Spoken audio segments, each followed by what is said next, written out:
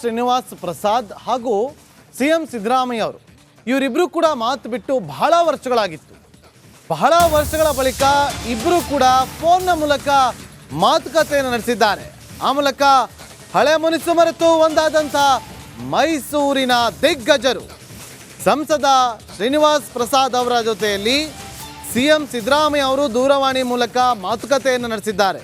7 ವರ್ಷಗಳಿಂದ ಮಾತು ಬಿಟ್ಟಿದ್ದಂಥ ಶ್ರೀನಿವಾಸ್ ಪ್ರಸಾದ್ ಹಾಗೂ ಸಿದ್ದರಾಮಯ್ಯ ಅವರು ಇದೀಗ ದೂರವಾಣಿ ಮೂಲಕ ಮಾತನಾಡಿರುವಂಥ ಉಭಯ ನಾಯಕರು ಕುಟುಂಬದವರೆಲ್ಲ ಕಾಂಗ್ರೆಸ್ ಸೇರ್ಪಡೆಗೆ ಆಹ್ವಾನವನ್ನು ಕೊಟ್ಟಿದ್ದಾರೆ.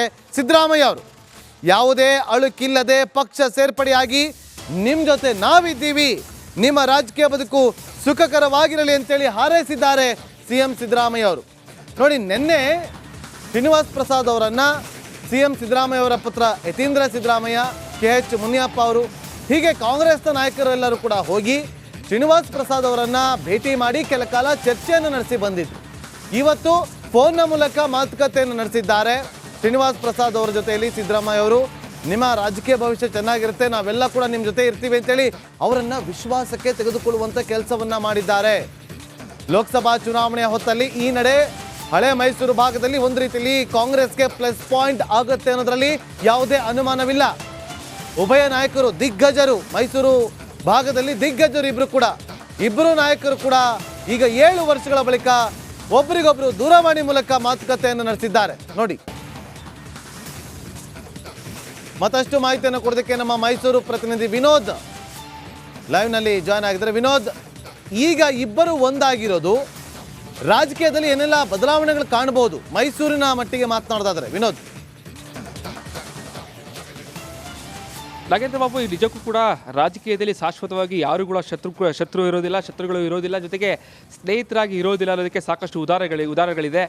ಇದರ ಜೊತೆಗೆ ಸಿಎಂ ಸಿದ್ದರಾಮಯ್ಯ ಇರ್ಬೋದು, ಜೊತೆ ಶ್ರೀನಿವಾಸ್ ಪ್ರಸಾದ್ ಅವರು ಇರ್ಬೋದು, 2013ರಲ್ಲಿ ಒಟ್ಟಿಗೆ ಕೆಲಸ ಮಾಡಿದಂಥವರು. ಹಳೆ ಮೈಸೂರು ಭಾಗದಲ್ಲಿ ಇಬ್ಬರು ಕೂಡ ಘಟಾನುಘಟಿ ನಾಯಕರು ಕೂಡ ತಮ್ಮದೇ ಸಮುದಾಯದಲ್ಲಿ ಸಾಕಷ್ಟು ಹೆಸರನ್ನು ಮಾಡಿದವರು, ಜೊತೆಗೆ ಸಾಕಷ್ಟು ಪ್ರಬಲ ವ್ಯಕ್ತಿಗಳಾಗಿದ್ದರು. ಇವರಿಬ್ಬರು ಒಂದು ಕಡೆ ಒಂದು ಚುನಾವಣೆಗೆ ಹೋದರು ಅಂತ ಹೇಳಿದ್ರೆ ಆ ವ್ಯಕ್ತಿಗಳು ಗೆಲ್ತಾ ಇದ್ರು ಅನ್ನೋ ಮಾತುಗಳಿರ್ತಾರೆ. ಜೊತೆಗೆ ಪ್ರಬಲ ಸಮುದಾಯಕ್ಕೆ ಸೇರಿದವರಾಗಿದ್ದರು. ಎಲ್ಲಿ 2013ರಲ್ಲಿ ಮುಖ್ಯಮಂತ್ರಿ ಸಿದ್ದರಾಮಯ್ಯನವರು ಸಂಪುಟ ಪುನರ್ರಚನೆ ಮಾಡೋ ಸಂದರ್ಭದಲ್ಲಿ ಏಕಾಏಕಿ ಶ್ರೀನಿವಾಸ್ ಪ್ರಸಾದ್ ಅವರನ್ನ ಸಂಪುಟದಲ್ಲಿ ಕೈ ಬಿಟ್ಟಿದ್ರು. ಅದಾದ ಬಳಿಕ ಕಾಂಗ್ರೆಸ್ಗೆ ಸಾಕಷ್ಟು ನಷ್ಟ ಆಗಿತ್ತು. ಆ ಉಪಚುನಾವಣೆಯಲ್ಲಿ ಶ್ರೀನಿವಾಸ್ ಪ್ರಸಾದ್ ಅವರನ್ನ ಸೋಲಿಸಿದ್ರು ಕೂಡ ಸಾರ್ವತ್ರಿಕ ಚುನಾವಣೆಯಲ್ಲಿ ತಮ್ಮ ಅಳಿಯನನ್ನು ಅದೇ ಕ್ಷೇತ್ರದಲ್ಲಿ ನಿಲ್ಲಿಸಿ ಗೆಲ್ಲಿಸ್ಕೊಂಡಿದ್ರು. ಲೋಕಸಭಾ ಚುನಾವಣೆ ಸಹ ಗೆದ್ದಿದ್ರು. ಕಾಂಗ್ರೆಸ್ಗೆ ಸಾಕಷ್ಟು ನಷ್ಟ ಶ್ರೀನಿವಾಸ್ ಪ್ರಸಾದ್ ಅವರನ್ನ ಕಳ್ಕೊಂಡಾಗ ಗೊತ್ತಾಗಿತ್ತು.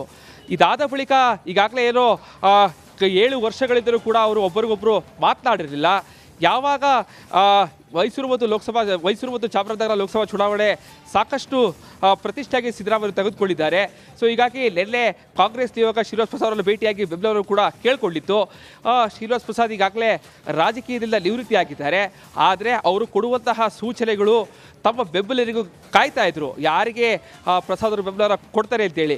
ಈಗಾಗಲೇ ಅವರು ಪರೋಕ್ಷವಾದಂತಹ ಬೆಂಬಲವನ್ನು ಕೊಟ್ಟಿರುವಂತೆ ಕಾಣ್ತಾ ಇದೆ. ಈಗಾಗಲೇ ಅದಕ್ಕೆ ಕಾಂಗ್ರೆಸ್ಸಲ್ಲಿ ಸಾಕಷ್ಟು ಉತ್ಸಾಹ ಕಂಡು ಬರ್ತಾ ಇದೆ.